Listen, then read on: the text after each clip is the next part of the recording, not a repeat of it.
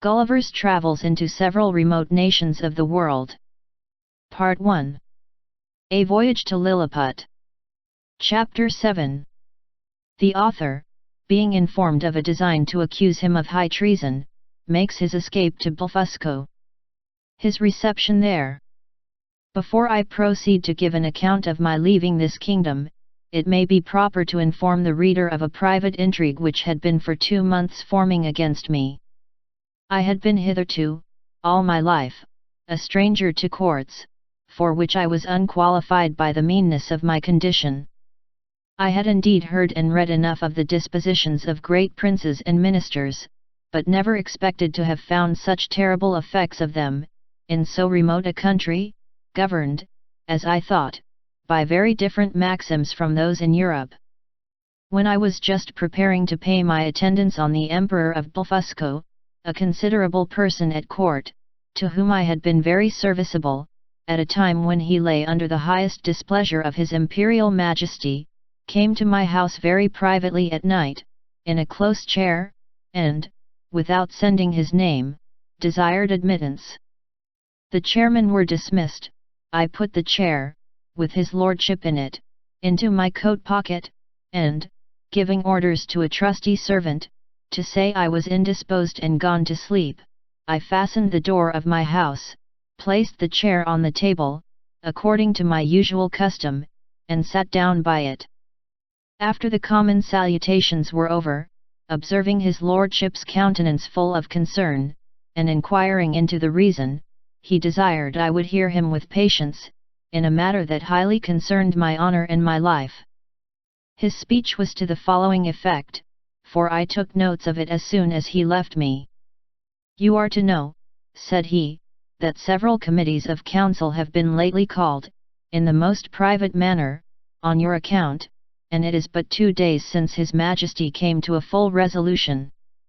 You are very sensible that Skyr Shbalgolam, Galbut, or High Admiral, has been your mortal enemy, almost ever since your arrival. His original reasons I know not, but his hatred is increased since your great success against Blefuscu, by which his glory as admiral is much obscured. This lord, in conjunction with Flimnap the High Treasurer, whose enmity against you is notorious on account of his lady, Limtok the General, Lalkin the Chamberlain, and Bamuff the Grand Justiciary, have prepared articles of impeachment against you, for treason and other capital crimes." This preface made me so impatient, being conscious of my own merits and innocence, that I was going to interrupt him, when he entreated me to be silent, and thus proceeded. "Out of gratitude for the favours you have done me, I procured information of the whole proceedings, and a copy of the articles, wherein I venture my head for your service. Articles of impeachment against Queen Busflistrin, the Man Mountain. Article 1. Whereas, by a statute made in the reign of His Imperial Majesty Callan de Farpluan, it is enacted, that, whoever shall make water within the precincts of the royal palace, shall be liable to the pains and penalties of high treason, notwithstanding, the said Queen Busflistrin, in open breach of the said law, under colour of extinguishing the fire kindled in the apartment of His Majesty's most dear imperial consort, did maliciously, traitorously, and devilishly, by discharge of his urine, put out the said fire kindled in the said apartment, lying and being within the precincts of the said royal palace, against the statute in that case provided, etc. against the duty, etc. Article 2. That the said Queen Busflistrin, having brought the imperial fleet of Blefuscu into the royal port, and being afterwards commanded by His Imperial Majesty to seize all the other ships of the said Empire of Blefuscu, and reduce that empire to a province, to be governed by a viceroy from hence, and to destroy and put to death, not only all the big Indian exiles, but likewise all the people of that empire who would not immediately forsake the big Indian heresy, he, the said Flistrin, like a false traitor against his most auspicious, serene, Imperial Majesty, did petition to be excused from the said service, upon pretense of unwillingness to force the consciences, or destroy the liberties and lives of an innocent people.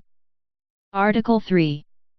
That, whereas certain ambassadors arrived from the court of Blefuscu, to sue for peace in His Majesty's court, he, the said Flistrin, did, like a false traitor, aid, abet, comfort, and divert, the said ambassadors, although he knew them to be servants to a prince who was lately an open enemy to His Imperial Majesty, and in an open war against His said Majesty. Article 4. That the said Quinbus Flistrin, contrary to the duty of a faithful subject, is now preparing to make a voyage to the court and empire of Blefuscu, for which he has received only verbal license from His Imperial Majesty, and, under colour of the said license, does falsely and traitorously intend to take the said voyage, and thereby to aid, comfort, and abet the Emperor of Blefuscu, so lately an enemy, and in open war with His Imperial Majesty aforesaid. There are some other articles, but these are the most important, of which I have read you an abstract. In the several debates upon this impeachment, it must be confessed that His Majesty gave many marks of his great lenity, often urging the services you had done him, and endeavouring to extenuate your crimes. The Treasurer and Admiral insisted that you should be put to the most painful and ignominious death, by setting fire to your house at night, and the General was to attend with 20,000 men, armed with poisoned arrows, to shoot you on the face and hands. Some of your servants were to have private orders to strew a poisonous juice on your shirts and sheets, which would soon make you tear your own flesh, and die in the utmost torture. The General came into the same opinion, so that for a long time there was a majority against you, but His Majesty resolving, if possible, to spare your life, at last brought off the Chamberlain. Upon this incident, Roldressel, Principal Secretary for Private Affairs, who always approved himself your true friend, was commanded by the Emperor to deliver his opinion, which he accordingly did, and therein justified the good thoughts you have of him.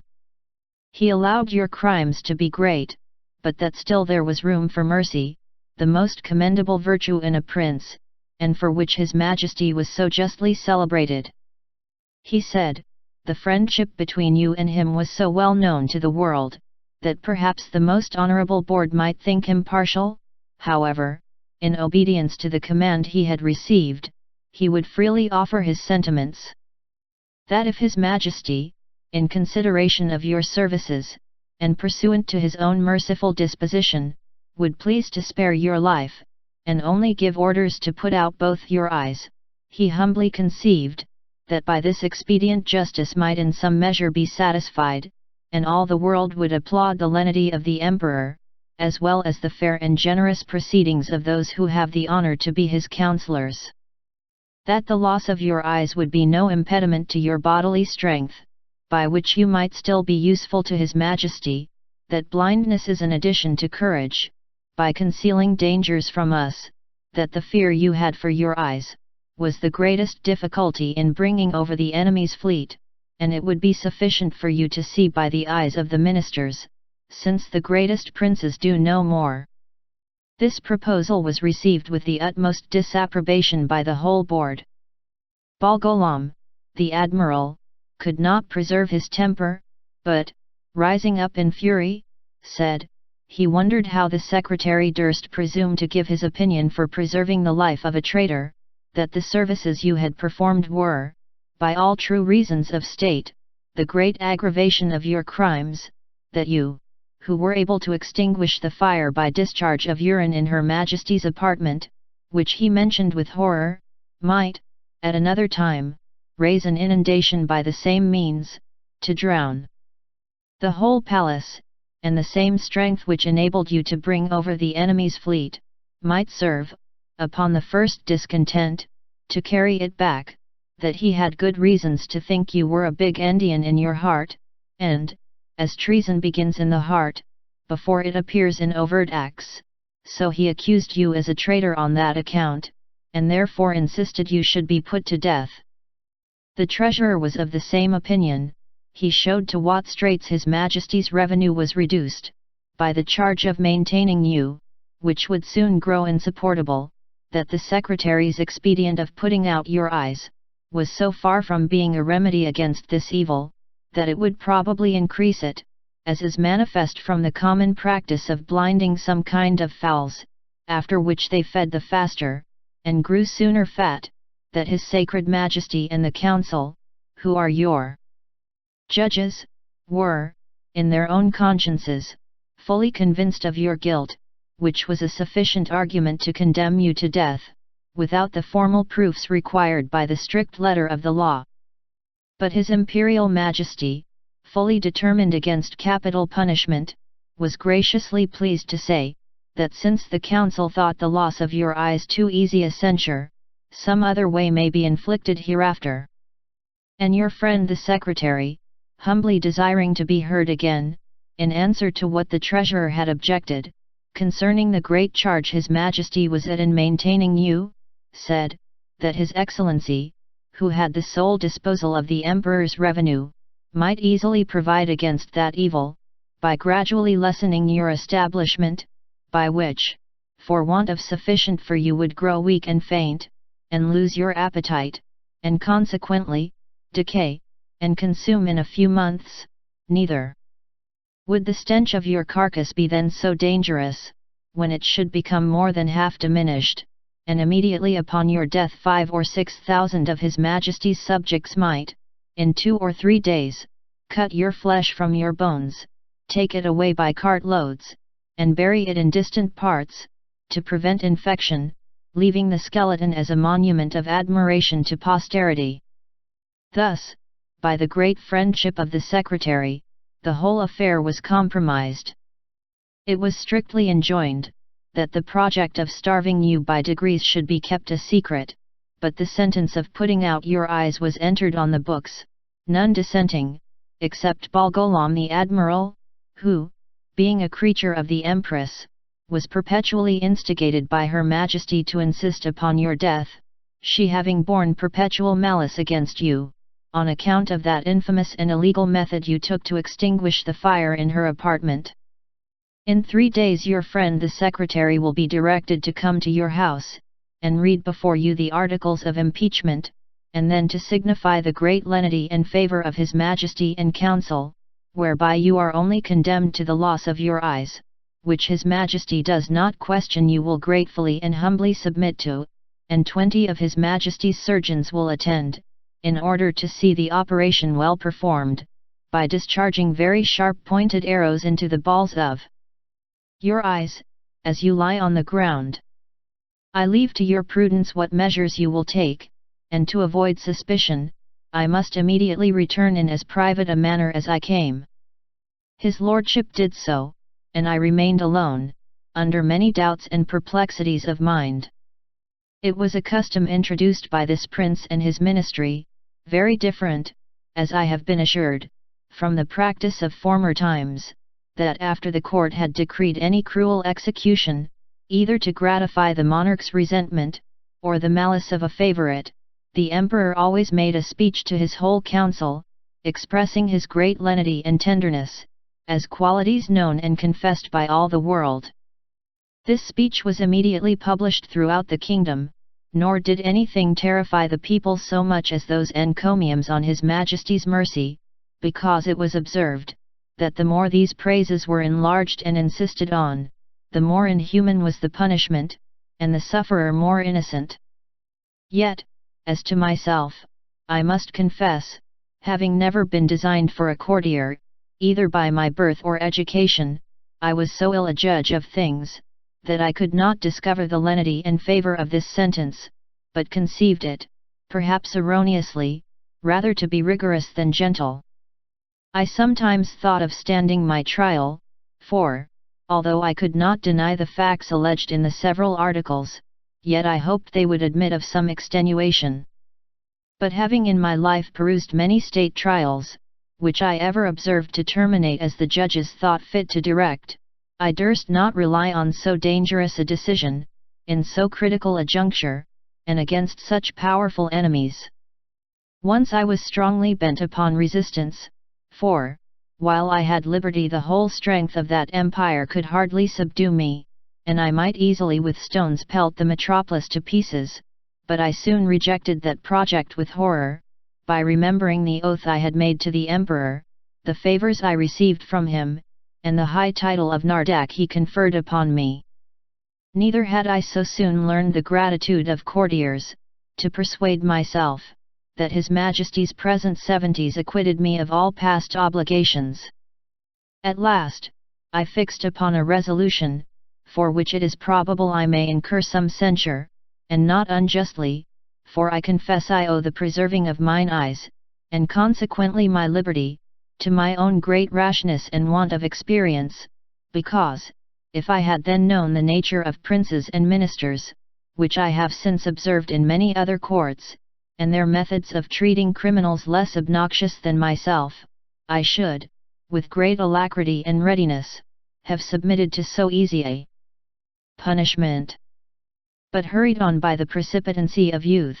and having His Imperial Majesty's license to pay my attendance upon the Emperor of Blefusco, I took this opportunity, before the 3 days were elapsed, to send a letter to my friend the Secretary, signifying my resolution of setting out that morning for Blefusco, pursuant to the leave I had got, and, without waiting for an answer, I went to that side of the island where our fleet lay. I seized a large man of war, tied a cable to the prow, and, lifting up the anchors, I stripped myself,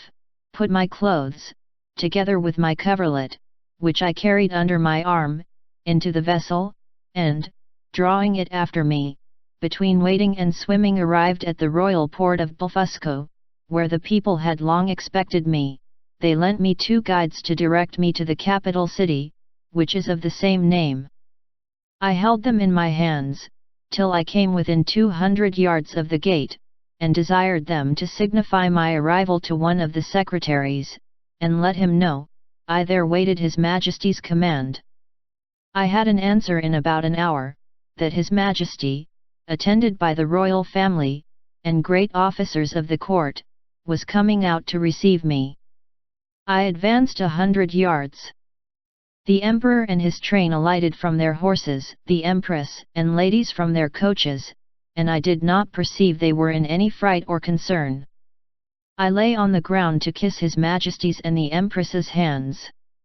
I told His Majesty, that I was come according to my promise, and with the license of the Emperor my master, to have the honor of seeing so mighty a monarch, and to offer him any service in my power, consistent with my duty to my own prince, not mentioning a word of my disgrace, because I had hitherto no regular information of it, and might suppose myself wholly ignorant of any such design, neither could I reasonably conceive that the Emperor would discover the secret, while I was out of his power, wherein, however, it soon appeared I was deceived. I shall not trouble the reader with the particular account of my reception at this court, which was suitable to the generosity of so great a prince, nor of the difficulties I was in for want of a house and bed, being forced to lie on the ground, wrapped up in my coverlet.